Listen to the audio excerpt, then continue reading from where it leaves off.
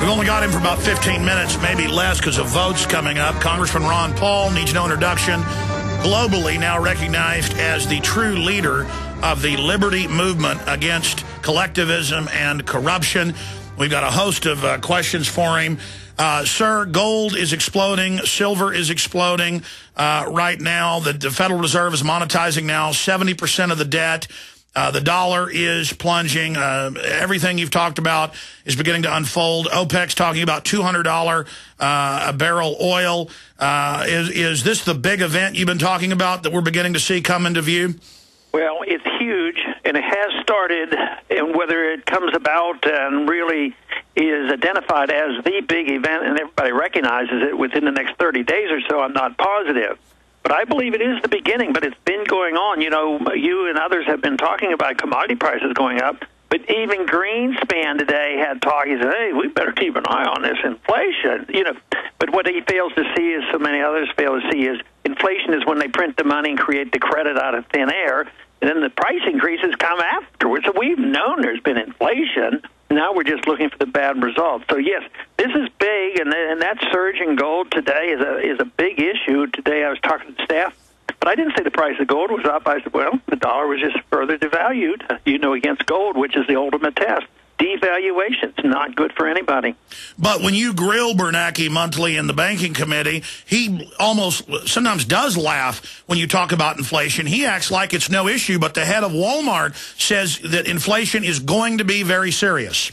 Well, I think it's further along than we realize. You've probably seen the stories about how the retail people are fooling the people for a while. At least they try. To make the bottles a little smaller and put 15 ounces in a bag instead of 16 ounces and, just cutting corners. But that is not the solution to inflation. The solution to inflation is not having a Federal Reserve run by somebody like Bernanke. Shifting gears into the war, Obama didn't even approach Congress for even a flimsy authorization of force. That's clearly impeachable, but you've pointed out Bush did similar things. But, shouldn't, even if Obama is a puppet, Congressman, shouldn't we move for congressional hearings to talk about these new wars that are being launched? Well, it would be nice, but I think that we should have been doing this and demanding that we meet our responsibilities in the Congress 20, 30, 40 years ago. Every day it's less and less. I was thinking about this government close down. One of the downside of this, or at least we come out with the truth, let's say we close the government down, but and Congress no longer is functioning, and the government's not functioning, so to speak. But you know what? Government's going to continue to function. Do you think the regulators aren't going to regulate? Do you think the Fed's not going to print money? Do you think they're not going to bail out people? What it would point out is that Congress is truly irrelevant. We've known it's been irrelevant with the war issue, but, that would be, a mixed blessing. It would point out the truth, but it would also indicate that we're in bad shape because Congress doesn't have much to say about what's going on. Congressman, does this not set the clearest precedent ever under globalism, one world government? Even Fox News has made that point, that the president then took orders from the UN in less than 48 hours, launched the bombardment of Libya?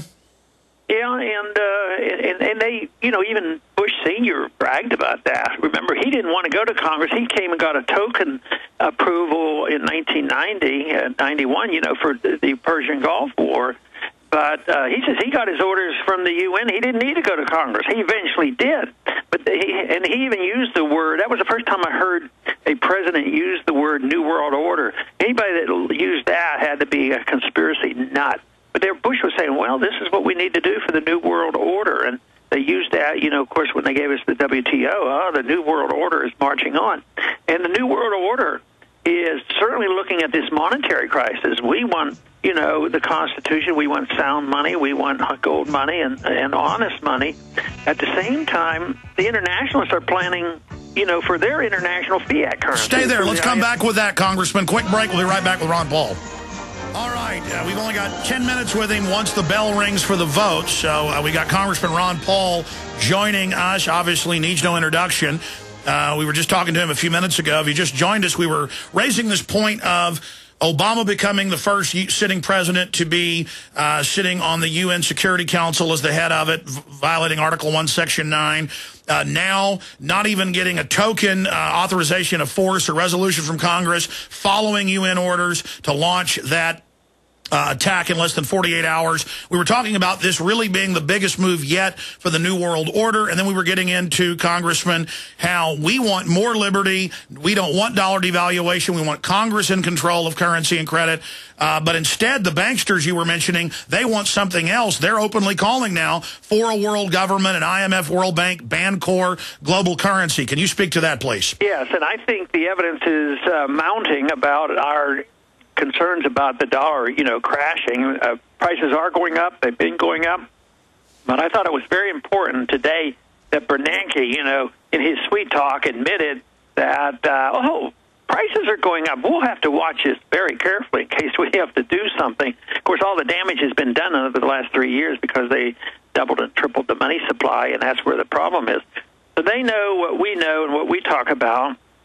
They know that the dollar's days are limited, and we plan and hope that we can restore constitutional money and hard money and sound economic policy.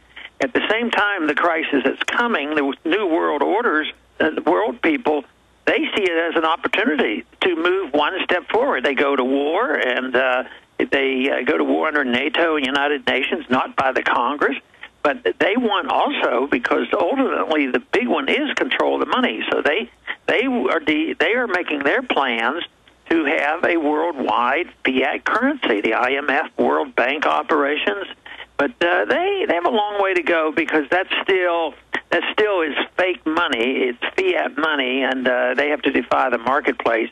I mean, they may make the attempt, and they may be able to cause a lot of harm in the meantime. But ultimately, sound money wins out. Just hopefully we do our job and liberty wins out over the tyrants. Congressman, looking at what's happening around the world and the French basically invading Ivory Coast, these moves into Libya with the Special Forces advisors there. I mean, I've even seen statements out of NATO and others that this is a great day for globalism, a great day for world governance, that now the UN, if rebels in any country rebel, the UN can pick and choose and decide whether to have a resolution to basically back the rebels and bomb them. I mean, that's really a flimsy face, in my view, over neo-colonialism. Yeah, it's just a change, and it's not going to work for them, no matter how hard they try and how many temporary military victories they have. It's going to be a failed system. I think Obama has the worst policy conceivable. First, he goes in on his own under UN, and then he uses our force to intimidate him. And then he says, the American people must not like this, so I'm going to back off.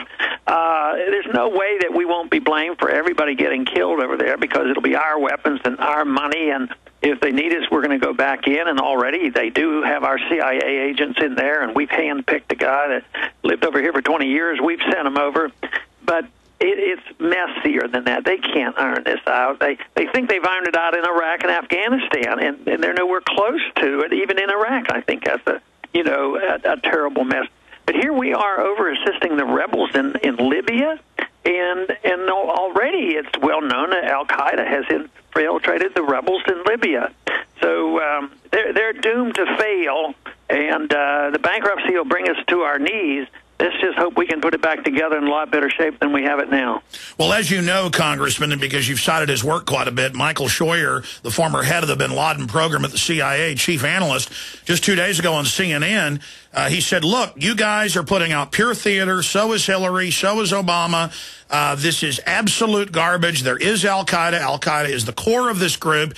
And it turns out that even the guy trained in Virginia admits that he sent troops previously to Iraq to kill our soldiers. So we're told we got to be in Pakistan looking for 100 Al-Qaeda total in Afghanistan and Pakistan. But then you have thousands of admitted Al-Qaeda in the Maghreb, there in North Africa, and they're now our allies. This is beyond 1984. Yeah, no, it's total insanity. And one thing we know, it will fail, but how many people are going to suffer in the meantime? But it will serve its purpose in many ways by bringing us to our knees.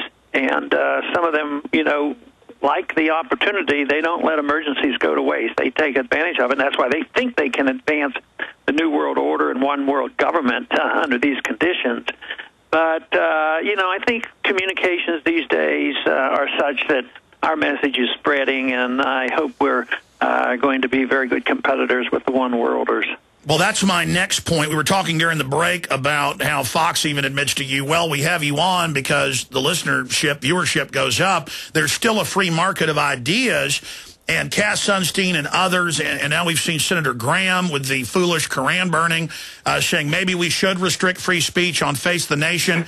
We're seeing Jay Rockefeller saying we would have been better off without ever having an internet.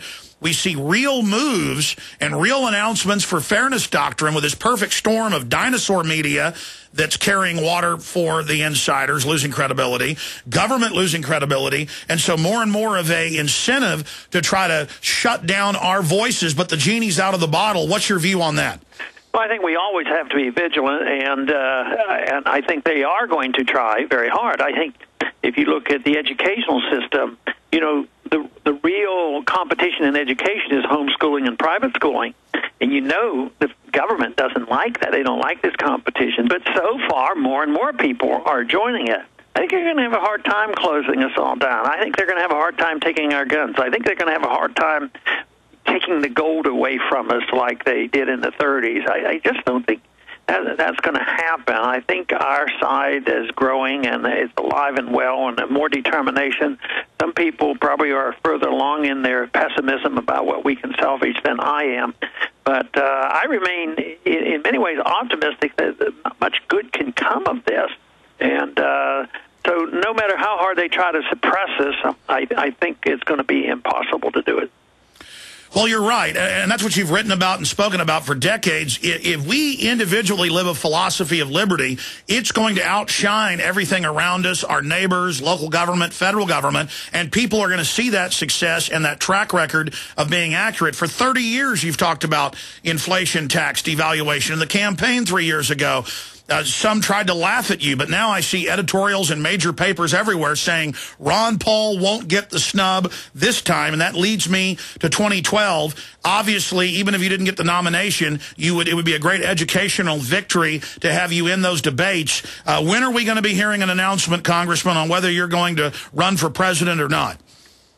Well, it can't be too far off. I would think in a month or so I'm going to have to make a final decision. Matter of fact, I may have to make a token decision on one debate. They're inviting potential candidates to go to South Carolina in May, and I'm pretty close to saying that I will come without a commitment to what I'm going to do in filing legal papers.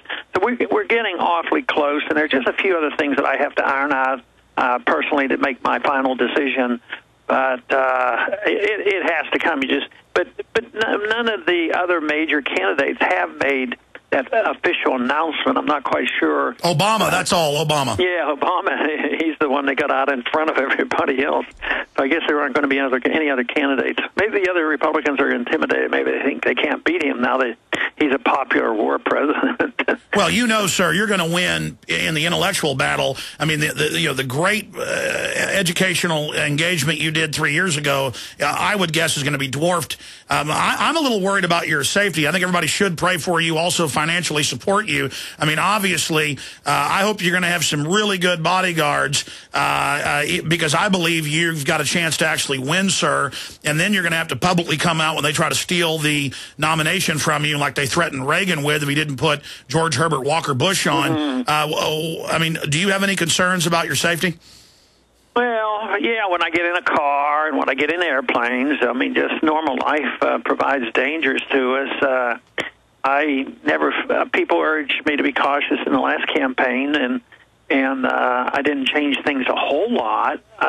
You can go through life being intimidated, but I think, being a little more cautious is wise, but I don't peek around every corner. Well, certainly you're bold and have a lot of courage. My point is, clearly the global banking establishment, if it really looks like you're going to become president, which is now in the realm of serious reality,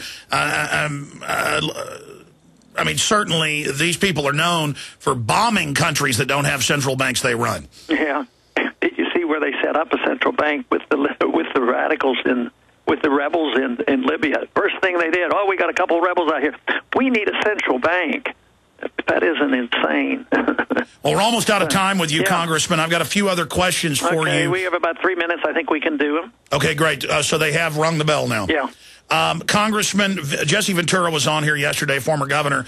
Obviously, I'm sure you've heard his announcement that if you leave the Republican Party, he'd be happy to be your VP running mate. If you run for president, well, is it going to be as a Republican?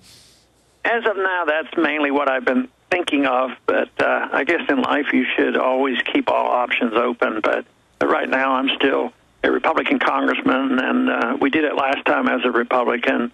And there's a lot of people who get mixed messages from that because Republicans don't always stand for liberty, as you know.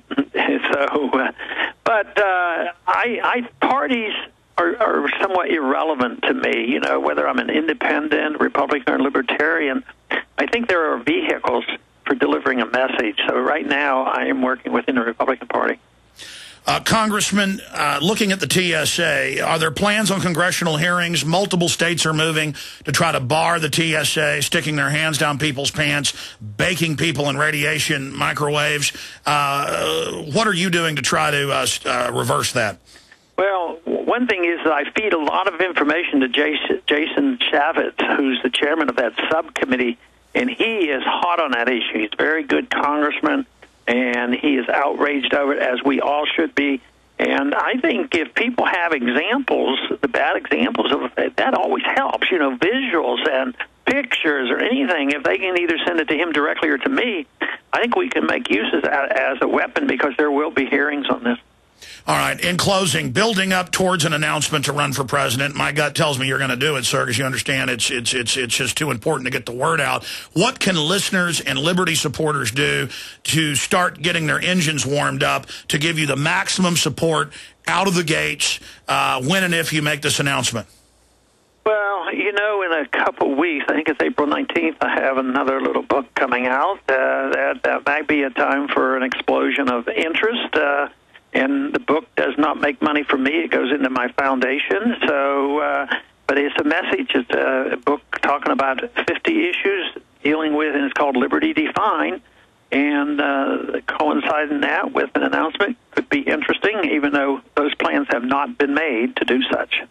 But it's something that people could be looking at. Well, the day you announce, we're going to try to set up a money bomb, and we'll focus people over towards the Campaign for Liberty when that happens. I have to think about that. It might have to be a political side. Campaign for Liberty is not political, so you can't do.